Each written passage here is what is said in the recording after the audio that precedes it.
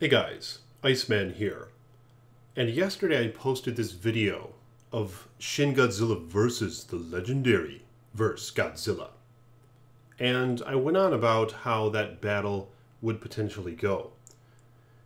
However, in my comment section, Russell, who is one of my patrons by the way, you can become a patron too. Click the link in the description below to help support Iceman. But nonetheless, he seems to have an interesting argument regarding this battle and the potential outcome of it with these two titans. So check this out. This is what he has to say in the comment section. They are both equally durable and have regeneration. Monsterverse Godzilla took a nuke and regenerated himself instantly after every attack from the military, and Muto's as well. Shin took small missiles in the face, and his eyes weren't even damaged. Moreover, he took 2 anti-bunker bombs on his back and healed rapidly from it and kept going. So durability and healing factor, the score currently is 1-1. Atomic breath-wise, Monsterverse Godzilla had a weak-looking breath, but there are a few reasons why. Either he didn't want to use it in the full potential, or he was weakened from the battle. Mutos were indeed evolved to any sort of radioactive rays, but in the new trailer, his breath was a lot more powerful, so it seemed. We will see whether he will be able to supercharge himself or have his heat ray even more destructive than we saw in the trailer. Shin's breath is overrated, but not as powerful as many people think. Yes, his beams slice through buildings easily, and he can also shoot it from his tail and back as well. But there are 2 aspects people constantly forget about. Yeah, you could shoot the beams from his back. It's pretty cool. 1, he wasn't slicing through the all time, and then it became a fire breath-like. So it wasn't always the slicing breath, it was also flames that he emitted, I think is what he's saying. He cannot use his rays forever, or for a long time. He needs to recharge himself for 15 days. He is like a walking battery. 3, his breath only lasted for 1.5 to 2 minutes. I would say this is a draw, 2-2. Combat skills and intelligence. Shin is no match for 2014 Godzilla in these 2 categories. Shin isn't capable of a close combat, and his moves are predictable, as the military used it to their advantage. Same cannot be said about Monsterverse Godzilla. The legendary Godzilla is also pretty smart and capable of developing his strategies and empathy. 3-2. Legendary Godzilla is ahead. Wow. Size. Shin is about 10 meters taller, and he has a longer tail. Shin takes it. So it's 3-3. Origin. Their origins might be a little similar. The origins might be a bit similar.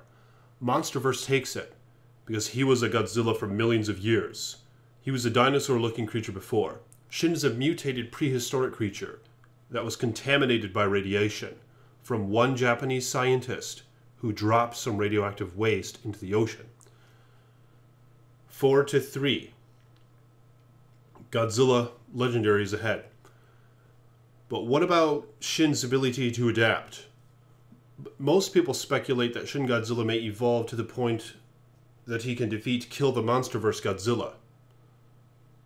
I believe that the Monsterverse Godzilla would defeat Shin, no matter how strong Shin would be. Comparing the evolved Shin Godzilla to King Ghidorah would be the right thing to do.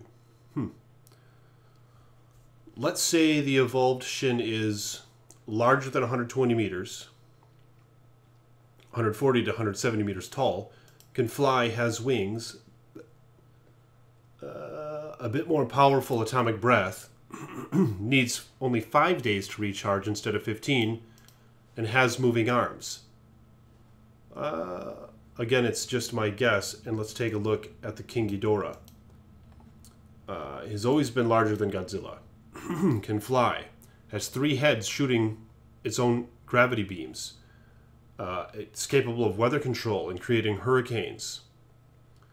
Yeah, and in the 2019 movie, it's seemingly going to be more powerful than Godzilla himself. And apparently Godzilla will be the winner after fighting King Ghidorah, is what this Russell speculates.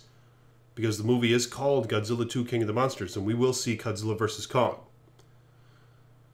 So in Russell's opinion, the evolved Shin may or may not be as powerful as King Ghidorah. But the monster vs. Godzilla will be a winner against Shin as well. So 5-3. Damn. So it is 5 points for the Monsterverse and 3 points for Shin. And he says that the Godzilla 2014, 2019, and 2020 wins 70% of the time if they were to battle it out continually. Now, this is just one fan's theory. You know what I mean? So if you guys have an interesting one you want me to share, post it on my Facebook. And if you become a patron, I'd be a hell of a lot more likely to read it, okay? So become a patron as well. But, yeah, this is kind of interesting, and he did make those comparisons to King Ghidorah. Now, of course, there could be a team-up of some sort, even though the director did make claim that all 3 of these monsters in Godzilla 2 King of the Monsters will be battling it out for their own supremacy. Or all 4, rather. But, I mean, there still might be a minor team-up at the end, it's hard to say.